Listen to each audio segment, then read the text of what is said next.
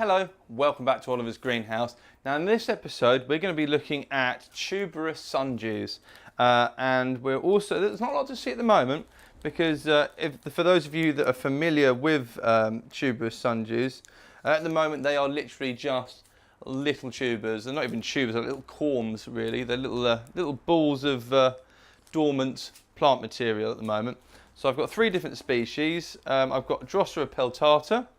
I've got Drosera erythrorhiza collina, which is like a rosette tuberous sundew, and I've also got a Drosera stolonifera.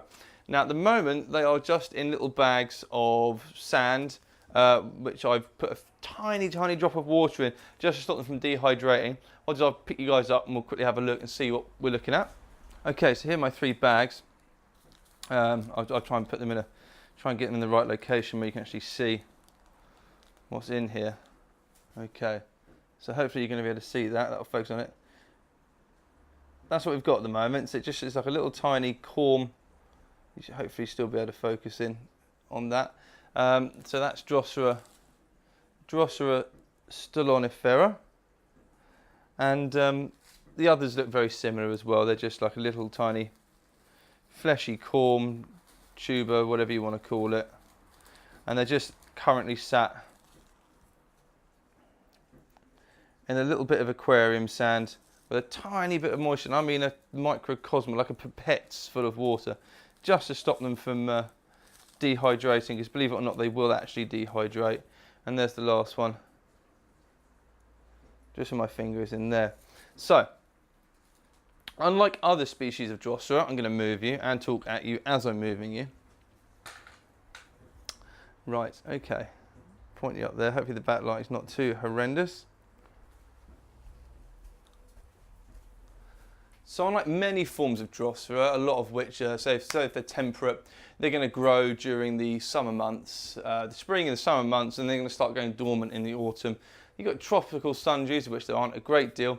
They'll grow all year round because they've got quite mild, constant temperatures. Whereas tuberous sundews, obviously, they have to put up with the intense heat of Australia. So the way they deal with that is by growing during the winter months, the wet winter months in Australia. And they have unusual stems with carnivorous leaves. Some species are rosette type, so they stay quite low to the ground. So they grow during the winter months when it's cooler, rainfall's a lot higher, day length period is actually quite a bit shorter. And then with the onset of the super hot heat, which you'd expect in Australia, they die back down under the ground and form these little tubers, which they basically stay latent in the soil until the weather cools down and they start to grow again. So as you can imagine, they're quite tricky because it's still very warm in the greenhouse, very warm here in England, and these guys are actually going to start growing until autumn probably. But also I don't really want to store them in the bags because there's light getting to them, which means fungus can grow and all things bad. So what we're going to do is we're going to pop these up into pots with a very sandy mix, very free draining mix, and there's a particular way of doing this I've read up, so we're going to be doing that today. And then they're going to go under the benches in the greenhouse. I'm not going to water them, not going to do anything to them. They're just going to rely on the moisture that's already there in, well, what we would consider to be a dry peat moss substrate, and they'll sit there. And then in about sort of November, October probably, I'll start to water them gradually, and hopefully they're going to come out of dormancy, emerge, start to grow, and then we can move them on to just a normal water system. So what I'll do is I'll go and get some stuff ready, and I'll show you what we're going to be using. Okay, so where the plants naturally come from, it's going to be really sandy. So there's going to be very little organic matter. So obviously we're going to have to try and replicate that as much as possible. So I've got some just damp sphagnum moss, peat moss in here. So what I'm going to do is we're going to do equal parts peat moss. There's already some sand in here. There's already some sand and some perlite mixed in from previous mixes. See that in there? So we'll just leave that in there as extra drainage. But as a rule of thumb, we want to do one of these to one of either horticultural sand, or in this instance I'm going to be using aquarium sand. or it's silica sand basically. It's slightly more expensive, but it is really pure.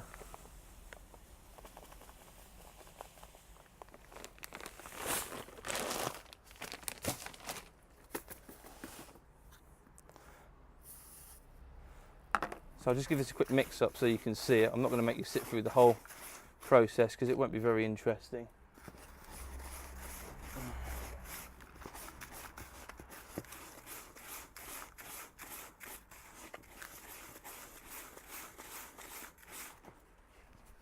So you're going to be looking for a mix, which is going to look, there's even a few bits of perlite in here. It's going to look super rocky like that. Well, not rocky, really sandy. So I'm going to break up any lumps of the peat in there. So it's just going to be something like that. Excellent. Right, I'll get on and do this. I won't make you sit through it. It'll be terribly boring otherwise.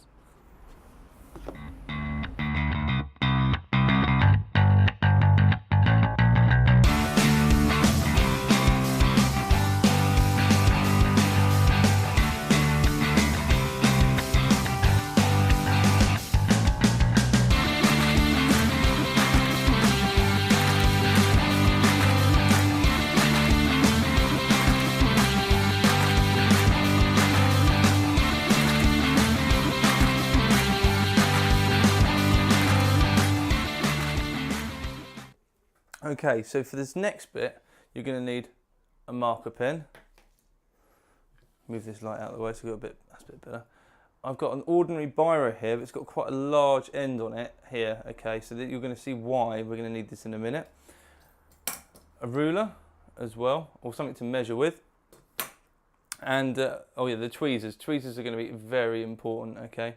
So the first thing you're going to do, if I move these guys out of the way, move this into the light here, going to measure the height of the pots we're using. Slide this rule the other way so it's a bit easier to understand. So I think these are 4-inch pots. They're a little bit more. They're nearly 5 inches, so they're about there on this. So what we're going to do is we want to bury these tubers, which is why this is going to come in handy. A minimum of 2.5 inches. I'm going to go for 2.5 inches. Into the deck, basically, into the soil media. So what I'm going to do is I'm going to measure 2.5 inches along the edge of this pen. And then using the marker pen, I'm just going to mark it. Just simply all the way around as a visual guide. There's a good bit of advertising for work. It's an old work pen. So roughly, it's not anything pretty, roughly about there. And what we're going to use that for is making the hole in which we're going to plant the tubers. So if I zoom you guys in,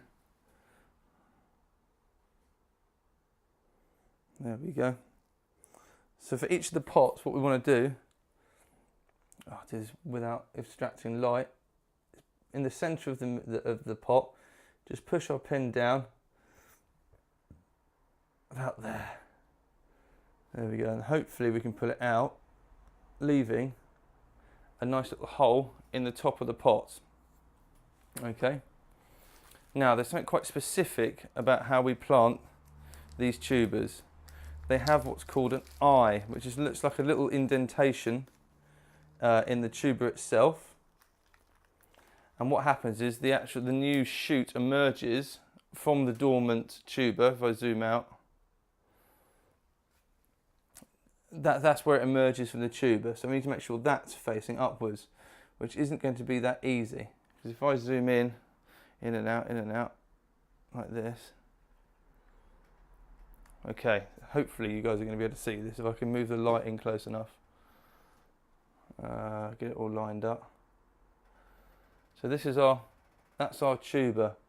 Now on the face of this, we've got a little indentation, so you'll have to actually move it around so you find it, being very careful not to damage it. These things are very soft. But you should find like a little indentation, and it's that area is where the new shoot's going to come from. So we need to make sure that's facing upwards so that the plant's got the best possible chance of emerging. The stem emerges and just goes straight up towards the surface of the media. So fingers crossed we get this up the right way.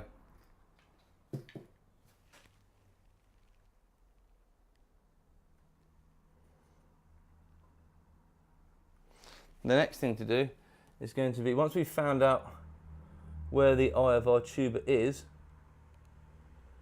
we need to very carefully, using the, I found it's at the top. So what I'm going to do is I'm going to grab very carefully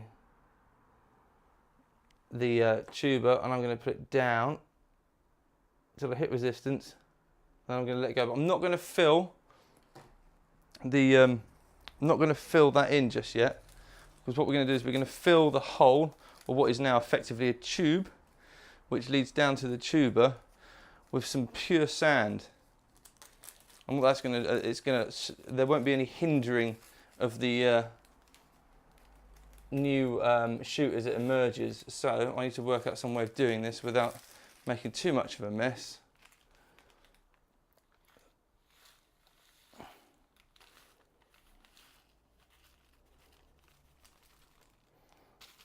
Like that.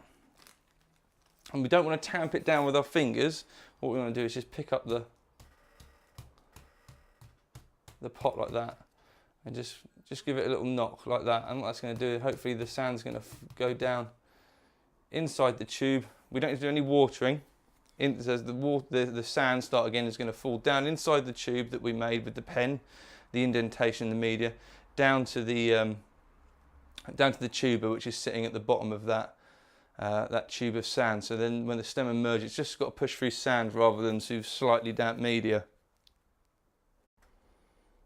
Okay, and then remember what I said before, what the reason why we left this gap is we're going to top dress the pot using just pure sand. So I'm going to put a good amount of that on there like that. Then using something like I'm just going to smooth that out over the top of the pot, over the top of the media like this. That's going to put off a range of things. So it's going to put off fungus gnats from laying their larvae, because they love peat moss. And it's also going to stop mosses from proliferating too quickly in our media. So we should better smooth that across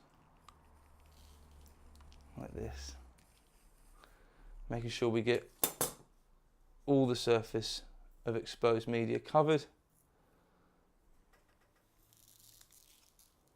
Trying to make as much mess on the kitchen dining table as much as possible to ensure optimum wife aggravation if we don't clear up properly. Obviously we're going to. There we go.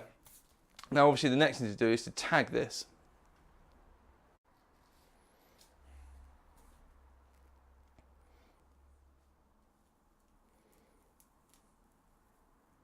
Just like that. There we go. Now repeat the process for all three.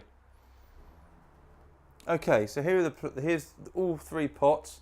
They've got this nice top dressing of sand on top. They've all been tagged, so I know which ones they are. Drosera peltata, Drosera erythrorhiza collina, and Drosera stolonifera over here.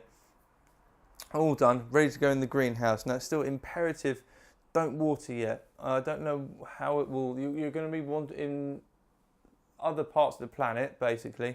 So in the southern hemisphere, you're going to be starting to water these things with the end of summer, the onset of autumn. The same thing here. So I'll be starting to water these in approximately September. Just lightly at first from the top, giving them a drench, leaving them for a couple of days, coming back, repeating the process till I start to see a shoot emerge from the centre of the pots, after which point they can just go onto a normal tray system and they'll grow quite happily. Okay, so thanks for watching. I hope you find that informative. Wish me the best of luck, because like I say, this is the first time I've tried growing this species or this type of carnivorous plant, and it is so far removed from normal carnivorous plants in the culture you have to provide, that they're just completely off the wall. And they're very, very beautiful looking plants. In fact, if I find some images, I'll put them at the end of the video so you can have a look at what they're supposed to look like. What I would say is, well, my tubers are quite large, so I've put them quite deep. Now, if you were to come across small tubers, say something that were like only sort of like 5 mil across, something like that, you might want to plant them a little bit shallower. but a good rule of thumb is approximately a quarter of the height of the pot you're using. Then you should be all okay. A lot of the times actually when they do start to grow, during the growing period, they'll actually go deeper than where you've actually put them. So that's the advice I've read, and I've checked that from a couple of different locations, so that's what I've done. But like with anything, this is just an experiment, but fingers crossed. I'm really excited about these plants. I'm looking forward to the 3-month wait before I potentially do or don't see anything, and that's the joy of growing plants, I suppose. Thanks for watching. Don't forget to put any comments down below in the comments section, and if you like this video, give us a thumbs up, and if you want more regular updates on my videos, please subscribe. Thanks for watching.